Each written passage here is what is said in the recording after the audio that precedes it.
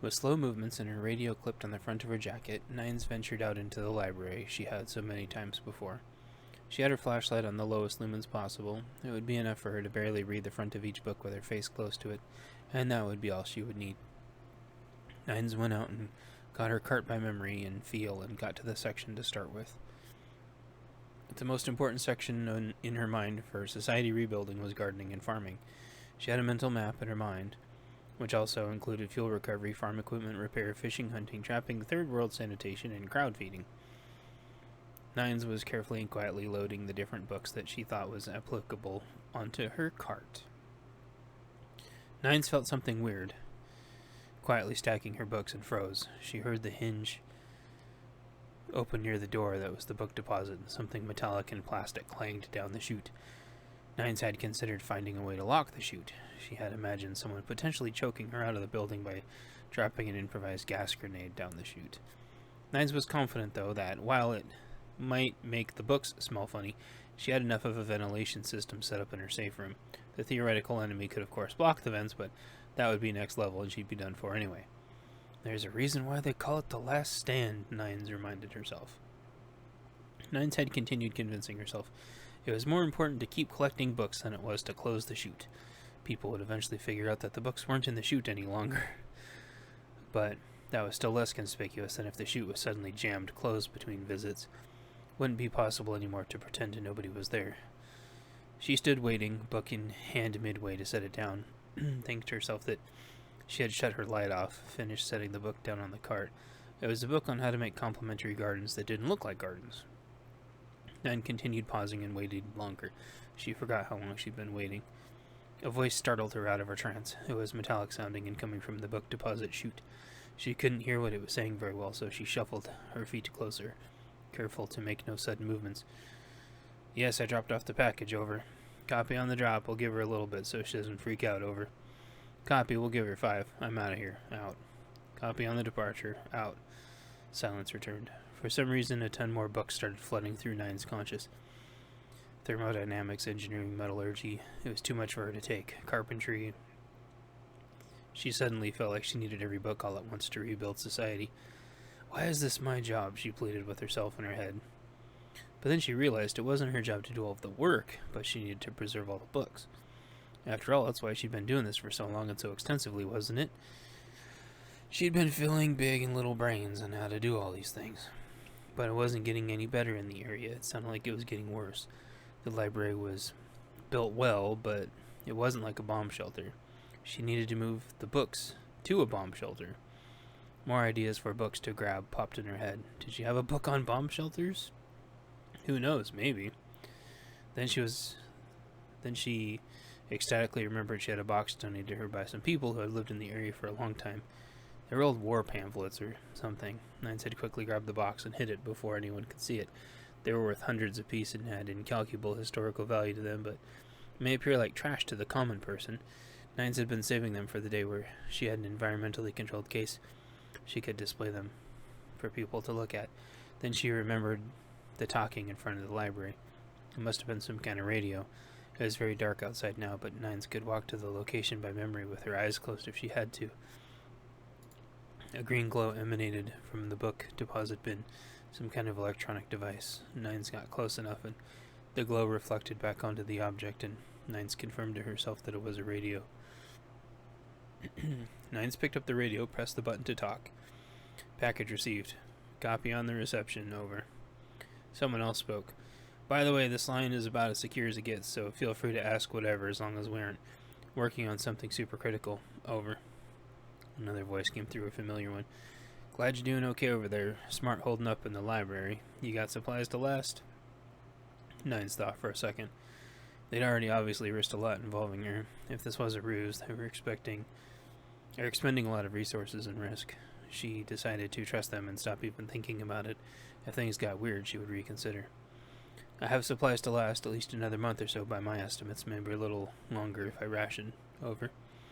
Copy on the ration counts, someone said, one of the voices she'd heard a few times before. Nines imagined them tracking and estimating rations. She knew from reading her survival books if there was a portion of time where you had to live off preps until you could get a steady food supply set up. In the winter, this was virtually impossible. The more people, the more food, but the more security. The less people, the less food, but harder to do. Guard rotations, firepower, etc. There were force multipliers, but nothing replaced all of the critical thinking power of an alert and rested group. The familiar voice came back over the radio. Nines was sure she trained with this guy at the range before, although voices sounded different with earplugs, which is the situation. She was usually talking to people at the range. There was a lounge where they could socialize afterwards, but Nines wasn't the social type. She'd politely bow out, saying she had studies to do. The group never pressured her to stay, and she appreciated that. They seemed to be happy that she was training, and that was enough. The group always made her feel comfortable, and so she liked to stay and listen as much as she could, as long as the attention wasn't ever on her. They knew she worked at the library, and that was enough. If they did try to talk to her, they made sure it was library questions. She liked that a lot. Oh, by the way, the radio has a good battery on it. Please leave it on, in case we need to get hold of you. We'll try to bug you only in emergencies, otherwise it will be chatter between us regarding vetted security and intel. Someone else chimed in. Also, you can keep chatter to the public channels, but keep everything here secret. Nines responded. Sound good. Thanks again. Very welcome, man. Welcome aboard the team. Out. Nines thought to herself, a team. I'm part of a team. They want me to be a part of their team. I guess I already accepted it. With situations such as this, you don't often get to choose your team. This was a rare opportunity to be with people she could trust. She went back out to the library. She had recessed inside a bit during the discussion. Nines redoubled her efforts to collect as many books as she can and have them ready to move. She remembered all the times in history where knowledge was destroyed, simply because it was inconvenient to remember. In order to destroy one book, the entire library could be lost. Hundreds of years of written knowledge disappeared like dust in the wind. Some of the information in the library was more ancillary information. There was some other knowledge here, though, that was virtually irreplaceable. Nines took the cart in the dark back to the boxes. She had started filling with the books she felt most important. Books about knots, veterinarian, doctor, encyclopedia sets, and more. She knew that the workbooks were less important, and they could easily be found in schools around the area. The history books Nines was collecting would be able to fill in all the blanks and restore historical accuracy that had been lacking in the school system of late. The internet hadn't been helping either, where people could change history however they pleased with open collaboration tools and no accountability for false and misleading information.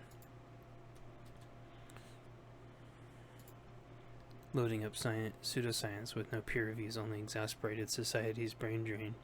Instead of driving people away from the library, though, it seemed to bring more people in. Parents had been realizing the situation for some time and were doing a sort of counter-brainwash, basically teaching the children the old ways. It was Nine's responsibility to make sure the lifetime of knowledge was always maintained. This was the best chance she had. She made 3 more trips collecting books and boxing them up. When she was all done, she was exhausted. It was late. She had the radio clipped to her jacket pointing in so the light wasn't visible to anyone, and there had been no further communication. With her brain unable to process any more books for the night, she went into her little hidden room. She climbed onto her collapsible cot with all of her blankets and fell asleep. Chapter 7. Startled. Library, next morning, pre-dawn. Yeah, I see them too. How many? At least 25. What are they doing? The usual. 3rd already this week. Nine stirred. Her subconscious understood the difference between radio chatter and people next to her.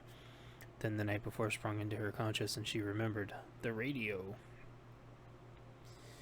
That isn't going to keep them long. The area's mostly cleared out. Yeah, and there's only one more section left before they're on our border. Who's holding that area? Some PMC wannabes that aren't being cooperative. They're as likely to shoot us as with anyone else in their self-defense murder fantasies. You want we should ambush? Nines looked at some magazines. She liked to review for the answer to the question in her head. PMC meant private military contractor. You think they'll be able to hold? Yeah, they'll be able to hold this one, but the other side's just probing. They're going to send a force of 200 or so once they feel like that subdivision has resources. Oh, wait. Once they're sure that subdivision has resources and is softened up enough. Let's send 6 out, then notify everyone we're packing up and heading to Bravo. I can't stand having those tools as our perimeter when we have no potential to work with them. They'll be surrounded once the other side realizes we aren't holding this area. That's why we're going to sting that recon group hard as a parting gift. Copy. TAC team on TAC channel and sound off. Rally my place in 5. Nines assumed she was going to be part of the evac and stuffed everything in her bags as fast as she could. Everyone planning on evac, sound off. Several people sounded off. They all had cold-sounding code names, and Nines didn't have one. When everyone else was done, Nines spoke meekly and over comms. This is Niner. Site Lima will be ready. Over. There was quiet over the comms. Nines imagined people thinking, we don't have a location, Lima. Copy, Niner. We'll bring some strong backs and boxes. We'll call you on the way out. For already the second time since the collapse had started, tears started to well up in her eyes and her throat swelled. She was the luckiest girl in the world. They'd be taking her with them, as well as her books. Copy. I'll be ready with the presents. Out. Copy out, was the response she got. Nines doubled her efforts, hopping and dipping around the library as fast as she could. She was on a mission to grab every single important book she saw from an educational standpoint.